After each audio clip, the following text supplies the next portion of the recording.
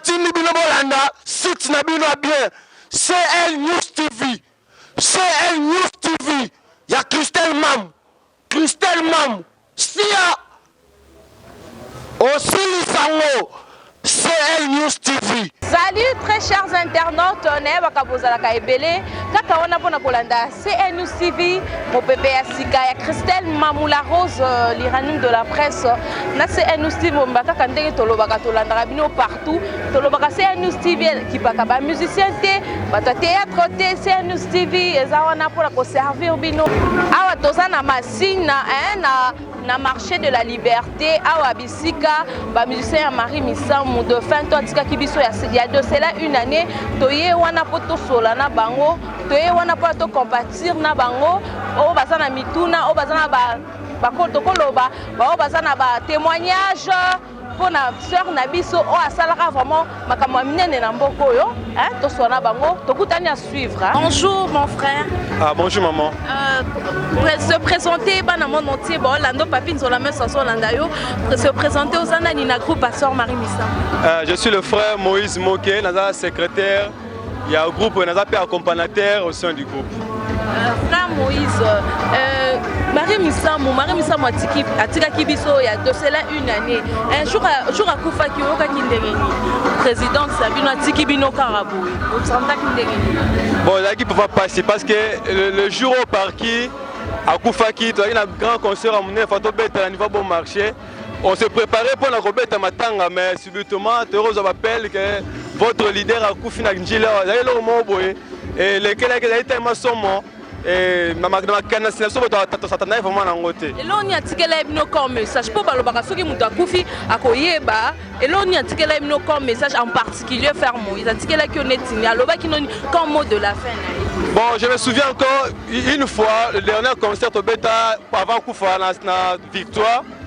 Tout matin au podium mais là moi le ben abiso abike bon misala ba chrétien. Et quand la chrétienne est aussi la binobo la oh nous avons bon ça pour la vie de l'éternité. Donc c'est ça cette phrase est tirée à la langue la salle réforme de toujours être nation makolaïs pour que tout ça la ligne moza exact et correct. OK, frère Moïse, ça dit combien de temps dans groupe à sœur Marie Misamou? Déjà 3 ans déjà dans groupe à sœur Marie, ça fait 3 ans déjà. Frère Moïse Sontoyeba message nini non je me cherche cette question nana lo ba groupe ezo kamba ndenge nini parce que batu mingi bazo babozo yo kanate tontoye parce que groupe ezo kamba makaka na bino effort na bino moko to ya batu bazo soutenir bino. Bon que Dieu se loue pour la question eza tellement na lo bango tellement ouverte na caméra la bande so ba la biso le groupe est vraiment en forme. Tous au grand complet dans le lenge au ser maratika ebiso tous ata mutumo à lungwe tous toujours au grand complet et tous na boyoka ni sauf nous étions en train de se concerter entre nous-mêmes afin que tout faire comme ça dans le public et le est valable donc la sortie au disque parce que on ne pouvait pas tomber ce disque directement sans pour autant tous la inana Sœur Marie et Toyo n'a pas seulement avec son moro mais avec la famille à Sœur Marie parce que comme Misam to apporter une famille aux nango il faut que yo kana afin que tout misailo moza tellement exact et correct na miso nzambe ça vraiment na ndengo. Merci tonto yeba exception le programme nabino il y a ba production boza ba disque déjà bozo préparer to ezandenge nini pour un groupe Marie Misamou ando tardé te na habité bozo se préparer ndenge nini. C'est magasin la banzembu tellement bela tiki à part au bimi na télévision atika banzembu belé jusqu'à présent to répéter ngo to travailler ngo pour que to bimisango mais to bimisanga loko ne to blenda to bakala mingi te que to za sala ngo déjà faut to yoka na famille to yoka na ba média tout en collaboration avec ba partenaires to ba masunga biso na muke pour que to bimisa loko eza valable pe exact donc to yoka na to chama ngamo sto angela parce que banzembu ezali et le moment est manqué sur la tête au travailler pour que tu fasses tout mais c'est le qu'on désert malamu aux agréable na mato ya bato tonto yeba bozo bénéficier na ba disque watika ki ya souke zote ka maison marché ndenge nini parce que bino bosa groupe na bi que boza bokozo ba compte rendu nyonso ndenge nini disque otika au Sœur Marie Misamou watika ki ezo évoluer ou pas. Bon après la mort de la Sœur Marie Misamou vous savez que la famille de la sœur a qui relève à Maramunion surtout avec au gérant Oyemoko et bana biso kaka contact parce que to na posa mingi ya ko travailler na libéralité moko boepe ko zala sincère loko sala vous savez, dans la Bible, même Mouto, ça la moussala ensemble, ça contact ensemble, alors dans le résultat, moi, ça exactement. Nous avons apporté comme à Sœur Marie, tu as fait ta musique à Sœur Marie, tu as interprété Sœur Marie, tu as travaillé avec Sœur Marie, mais aussi qu'il faut que tout soit en contact avec la famille pour que tout ça la ligne Mogoïsa Malam. Donc c'est vraiment de ces manières. Mais du moins, c'est géré par la famille. C'est vraiment de ces manières. Par la famille, mais vous êtes soutenu par la famille à Sœur Marie Missamou. Bon, tous en ensemble. Dans le parking, il y a quelques familles à Sœur Marie déjà, tous en pour notre vrai concert, tous en travail en collaboration. Si lelo inane Marie Missamou Koufi Bochata Pierre Tombal te bozela nini artiste munene bongo vraiment inane Pierre Tombal Bochete bozela nini. Événement à ne pas rater et à ne pas manquer le 28 janvier. Et ça toque opposé Pierre Tombal au salami la famille et moi Sœur Marie. Parce que tout ça qui parfois que le bon côté où taboyer en fait que soutenir mais jusqu'à tel point tout le monde que ça avance et tout ça les lotés.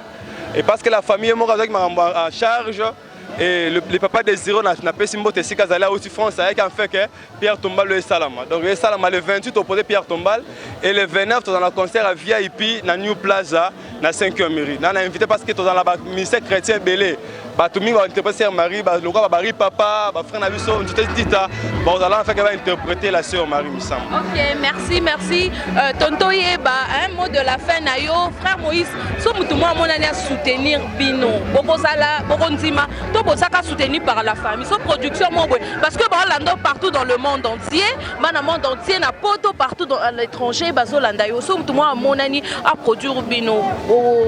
Accord na Bino comme ça favorable ou pas? Mikolo balobara lisapi moro sur la réalité. Vous voyez même dans les musiciens, il y a autre musiciens populaires et les musiciens chrétiens pour comprendre que ata un producteur naïe mais du moins au monde moi sponsor moi Mickey Zalaka pour faire relever à ça la route Moreza Malam. Tout ça pour ça vraiment bas soutien parce que le groupe Marie Missamou faut du moins ils ont la disque tout ça dans la siège tout cela ça demande de l'argent. Et dans la possibilité, moi, du moins, autozanango et kokita msusute na autozanango mais autosenga bandeko bazana bonne foi basunga biso pour que tout continue œuvre. Nzambe ya likolo zanga te opambola biso. Merci beaucoup frère Moïse. Bonjour maman. Bonjour maman. Lelo une année déjà depuis la Sœur Marie Missamou akufa ki souvenir ni otikala nango en tant que musicien na otoye baka vraiment souvenir. Ba souvenir eze belé nazaki mwana moko nazali pina na valeur te na koloba na mama wana apesanga lelo valeur so naza jina onaza o lelo na telemi lelo pina zoyembeza pona Sœur Marie Missamou ba souvenir eze belé a loba mais to koloba ka mukia e belé kaka jour oyo kaka ba bengo jina maman za souté impression na yo ezala nazalaka mona ebite émotion na lala te tara nazaki na maman na vandaka pe na ensemble na vanda na inda kumoko zele maman na ngame nazaki émotionné makasi mais tara eza nzila mutu nyonso ngonga na ekokaki akei siko bozo évoluer ndeni na groupe ezo eboza na sponsor boza na mutu moko bazo soutenir bino to bino moko kaka. Non, pour le moment, depuis Zati a Koufi, non, tous un sponsor té, tous un aboé, tous un aboé, tous travailler bisomoko. À part tous un pasteur Sony, même t'as sur place, tu travailleras. Na scène, tu travailles pas pasteur Sony. Ok, na mon yosayo mon côté, bonjour papa. Bonjour. Tonto yoboza nani au sein du groupe, il y a Sœur Marie. Premièrement, je me réponds au nom des frères héritiers. Naza, musicien au sein du groupe, et puis Naza, chef à répétition, la Katia Group, Marie Missamou. Merci. Ça fait déjà combien de temps dans le groupe? Oui, ça fait maintenant 4 ans, depuis que Zana sert, déjà 4 ans, la Katia Group, Sœur Marie. Va souvenir surtout, va souvenir de Zana ça. Oui, tellement belé, en peu de temps. Vraiment, j'ai beaucoup tenu à lui, n'a pas peine belé. Maïele, savoir belé, Arosam Salan Nzambe, vraiment, conscience physiquement, moralement, j'ai vraiment l'impression à Tazo Kanga été lelo mais et c'est Kazali que son âme repose en paix Miss Maria. Sikoyo ceux qui vont soutenir Bino contact des alliés parce que Orlando partout dans le monde. Oui vraiment to sengi Bino ceux qui soutiennent Zali pour la musala Nzambe pour la groupe Miss Maria Marie Misamu o babengi batonyo so bayebi vraiment badate c'est belé tellement belé qu'André ça tu olobelati mais tout ça na ba chef oyo baza penzap na point ya kosala comme frère Meshak frère David bazawa baza peno obligé pour ba personne na date nyonso ngana suka kana sika musala nzama pesinga frère Meshak azawana frère Michel ou puis frère Michel bonjour frère Michel Meshak bonjour frère Meshak bonjour maman nana tonton Yebozana au sein du groupe pardon je suis un frère tout simplement frère comme tout le monde de servir Nzambe nazo travailler muke na département ya relations publiques et de médias. Bozo évoluer ndeni na groupe à Marie Nzambe bozo évoluer ndeni. Tout ça quoi évoluer par la grâce de Dieu Nzambe o mema biso tout ça quoi évoluer malam malgré ba difficultés za ngate. Vraiment tout ça quoi évoluer Nzambe zo permettre biso tozala. Sans l'aide de Dieu ou l'esprit de Dieu, peut-être que tous à la moutala na kwena na SLOS. Mais je sais bien que non les consolateurs, quoi ça katina biso, ndé tozo vivre dans tozali. Ok, tu as besoin de numéro à contact parce que te belé, tu as vraiment besoin de numéro à contact, tu as besoin de soutenir groupe Sœur Marie Misamu. Oui, numéro à contact.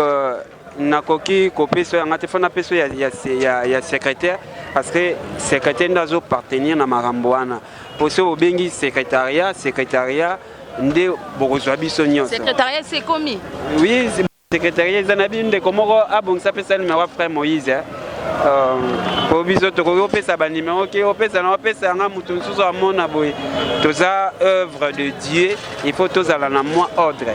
Alors tout ça pesa numéro isa que non il y a secrétaire na partie à secrétariat de vous trouver biso facilement numéro isa ezali numéro ezali bana nzambe bozela boza numéro ya secrétariat pour bobenga biso facilement 089 bon numéro de secrétariat 089 62 50 784. Il y a un numéro secrétaire. Vous pouvez appeler combo na yo. Nga comme on a frère David Sindani. Naza chanteur na Katia groupe à Sœur Marie. Un souvenir. Bon, bah souvenir est belé.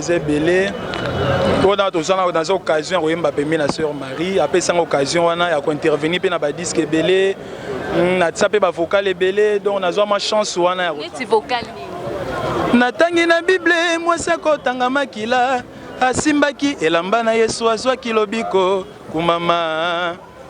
Notre travail, nous sommes en occasion de travail, mais vraiment ils a passé eratika kibiso ezalaki vraiment brusquement. To s'attendait à une ngote. To betaille dernier concert le 3 décembre au comme le 16 janvier boye muto akufi. Azali ce donc ça là qui passe, il y a là que le moto ka on mango facilement mais avec la grâce de Dieu, des groupes ont surmonté malembe tout travailler. Merci beaucoup. Merci. Bonjour papa. Bonjour maman. Combo s'il vous plaît. Frère Noël. Frère Noël, au sein du groupe, il y a la sœur Miss Maria, Marie Misamu. Naza Bater, chef à discipline. Souvenir na yo pour na maman. Il y a déjà une année, il y a de cela une année, souvenir na yo par rapport. Souvenir c'est belé pour avoir une 17 ans. Na keni partout. Tant Kufaki, tant bah ceux qui aiment ça, Marie Misamu Kufaki, au Kakindé. Donc moi où t'as le besoin, t'es wana maman. De place à ça, aïe natiki moi amour au monde Noël Mbonda. Nazali. En tant que président, t'as bandé pour se comporter na bino ndenge. Bon, yé anolinga musala kaka. Musala o anolinga ngona tutika nango. Pas wana le musuti. Merci beaucoup. Merci. Nanzimela zamba bade belela ye azoyokayo nanzimela zamba ganga makazi asala bikamwe zamba bade fie yebisa ye azoyokayo wazambo yo zamba bikamwe wazambo yo tozo belela na yo papa na ngai papa ya bi motema oya ngai pona yo papa yo yebi bapasi ngai na mona pona ye papa oya biso bato bakonje bate o atana na lembi ye anga bato bakonzi mangai te o atana mi pasoli bilamba bato bakoseka ngai nde koseka ezakaka yoza yango ngana kokima yote ata bakangi ngai miso ngana koloba kaka bosolo ye